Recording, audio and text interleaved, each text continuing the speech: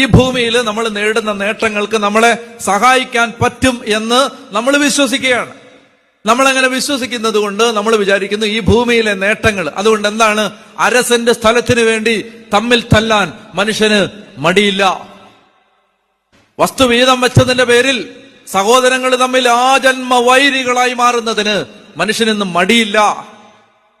ഒരല്പം സാമ്പത്തിക ലാഭത്തിന് വേണ്ടി ഏത് പ്രിയപ്പെട്ടവരെയും അവരുടെ ഇടനെഞ്ചിലേക്ക് നിഗൂഢമായി കത്തിയാഴ്ത്തി കൊലപ്പെടുത്താൻ, വഞ്ചിക്കാൻ, ചതിക്കാൻ മനുഷ്യന് മടിയില്ല. കാരണം എന്താ അറിയാം, അല്പം നേട്ടത്തിന് വേണ്ടി, 50 രൂപ ലാഭത്തിന് വേണ്ടി, ഒരല്പം ഭൗതിക സാമ്പത്തിക സുരക്ഷിതത്വത്തിന് വേണ്ടി, നേട്ടത്തിന് വേണ്ടി മനുഷ്യൻ ഏത് അധമ പ്രവൃത്തിയും ചെയ്യുന്ന അവസ്ഥയിലേക്ക് മനുഷ്യന്റെ ജീവിതം തരംതാണ് അധപ്പതിച്ചു പോയതിന്റെ പിന്നിൽ ഈ ഭൂമിയാണ് വലുത് എന്ന ചിന്തയുടെ അന്തർധാരയുണ്ട്.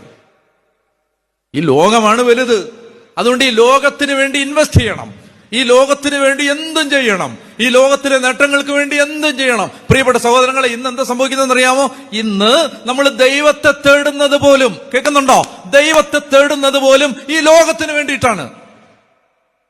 കാനഡപ്പാൻ, വീസ ശരിയാവാൻ, കല്യാണം നടക്കാൻ, അടുത്ത തോട്ടം കൂടെ വാങ്ങാൻ, ഉദ്ദിഷ്ട കാര്യങ്ങൾക്ക്, ഭൗതിക നേട്ടത്തിന്